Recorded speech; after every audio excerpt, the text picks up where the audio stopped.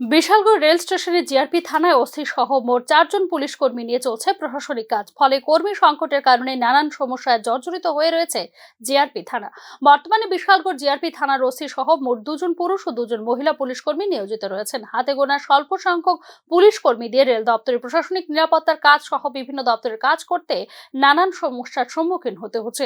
ফলে বিশালগড় জিআরপি থানায় নতুন পুলিশ কর্মী নিয়োগের জন্য ঊর্ধ্বতন কর্তৃপক্ষের কাছে আবেদন জানানো হয়েছে বলে জিআরপি থানার পক্ষ থেকে জানানো হয়েছে। আর সহ মাত্র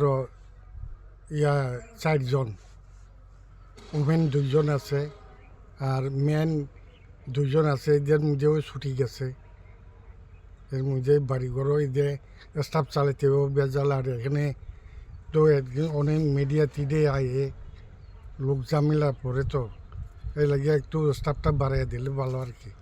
কোন জিআরপি থানা এটা? এটা এলো বিশালগড় জিআরপি থানা। আজকে দেখলাম যখন রেল মানে সাবরুমগামী রেলটা আগরতলা যেতেছে, হ্যাঁ আপনাদের কোনো পুলিশ কর্মী, জিআরপি কোনো পুলিশ কর্মী নিরাপত্তা দিতে পারতেছে না। হ্যাঁ হ্যাঁ, এটার কারণ কি?